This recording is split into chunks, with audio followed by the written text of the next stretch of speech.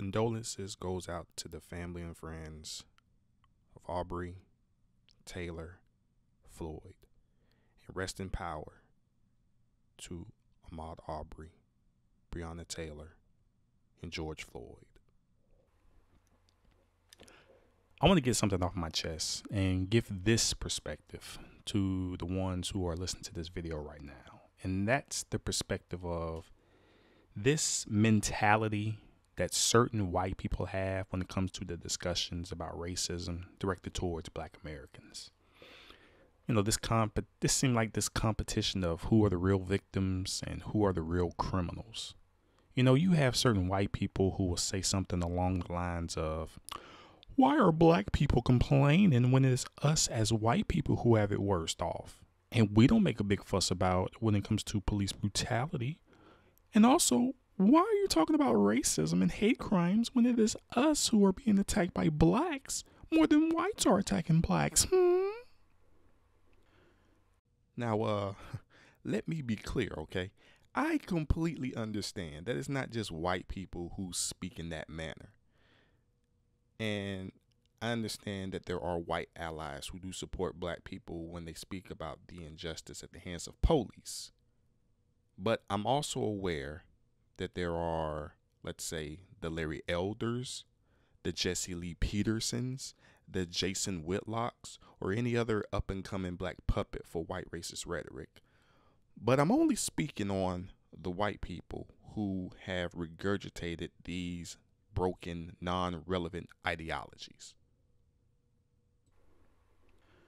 When we look at the tragic incident of George Floyd, it has maximized a discussion that was continued even through the pandemic.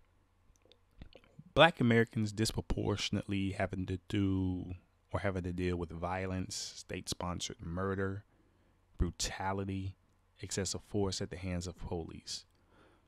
But then there are certain white people who come into discussions, or rather crowbar themselves into our discussions and play victim and proceed to play the competition game. Police kill more whites than Blacks. You don't see us marching and protesting. When dealing with unsanctioned murders, Black people are not looking at any other group for guidance or following your unwritten blueprint. That is such an arrogant mindset to have. Telling Black people you shouldn't speak out against the perils that society drops at our doorsteps, but we should only speak of the perils that we somehow conjured up. You know, there are certain white people who have this outlook of, it's not us, it's you. They're very dismissive about every gripe, every plight that Black people have or bring attention to.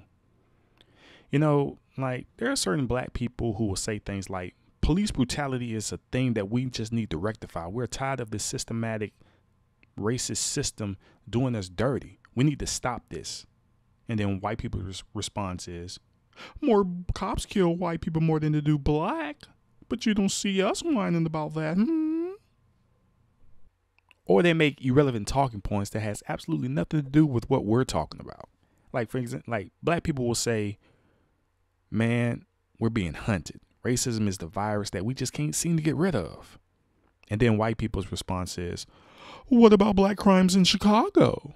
Black people disproportionately commit 90% of all violent crimes. How come you guys are not doing nothing about that in your communities? Another one is, Black people will say, police killed a defenseless unarmed Black person right there on camera. We got to do something about it, man. I'm sick of this nonsense, man. We need to get up there and let our voices be heard. We're tired of police treating us this way.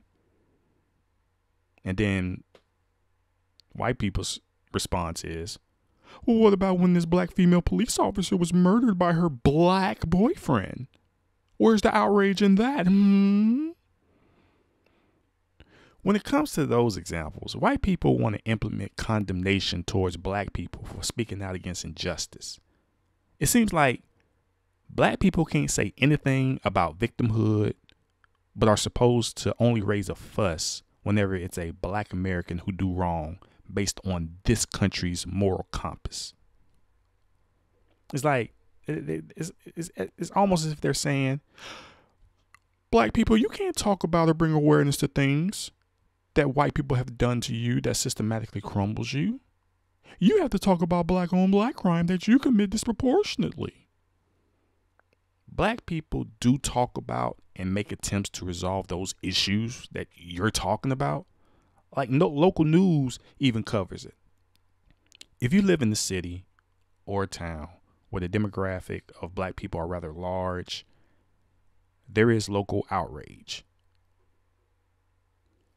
But for white people who have this specific gripe, which I believe is fake, by the way, it should be towards the left and right mainstream media because they don't bring attention to intra-racial crimes. And they shouldn't. Mainstream media covers news that affects America as a whole. They don't have time to cover a single offensive shooting that happened in the town of Erie, Pennsylvania. The local news in Erie should do that, not MSNBC. An old hick down in Mississippi don't need the mainstream media covering the news about a black suspect being arrested for a shooting in a low-poverty neighborhood in, let's say, Atlanta, Georgia. Just as a black person living in San Diego shouldn't expect the mainstream media to cover a crime in a low-poverty trailer park in Macon, Alabama, where a man was arrested for meth.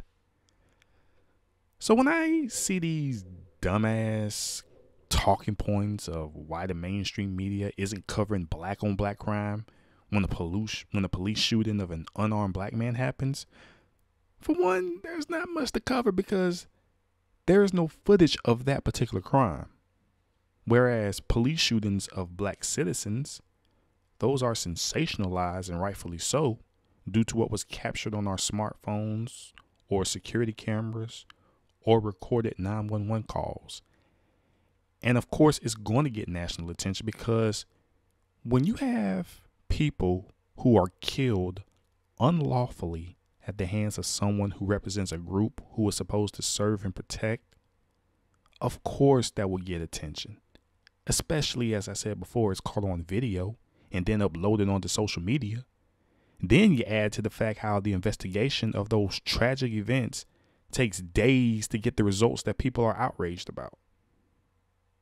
Yeah, something like that will get mainstream attention versus Swaggy G getting arrested and convicted for shooting Tay-Tay within a matter of hours. So, of course, that is not as heavy, especially when the victim and the family and friends of that victim are getting justice at that point. The families and friends who lost somebody due to a police shooting, it takes days or sometimes weeks for them to get a conviction. So yes, the outrage is more warranted towards that versus a black on black crime.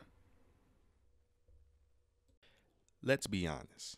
To the white people who insult, mock, criticize, ostracize, victim shame, deflect, as well as deny racism aimed at black people, and those who despise black people and think blacks are the scum of the earth, tell the truth.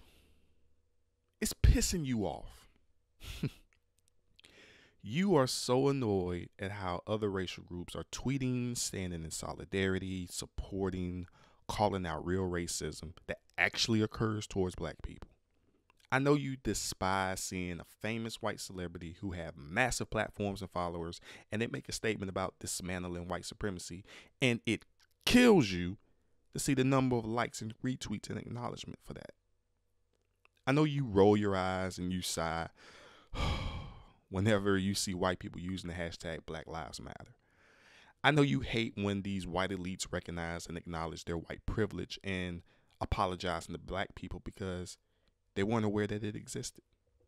I know it hurts your very soul, your very sad soul, seeing mass upon mass of all racial groups taken to the streets of not only the United States, but around the whole world. People holding up Black Lives Matter signs, saying I stand with Black Lives Matter. Black Lives Matter! Black Lives Matter! Black Lives Matter! Black Lives Matter! Black Lives Matter! Black Lives Matter! Black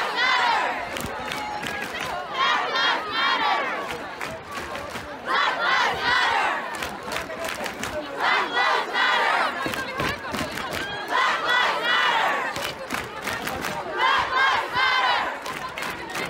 Black Lives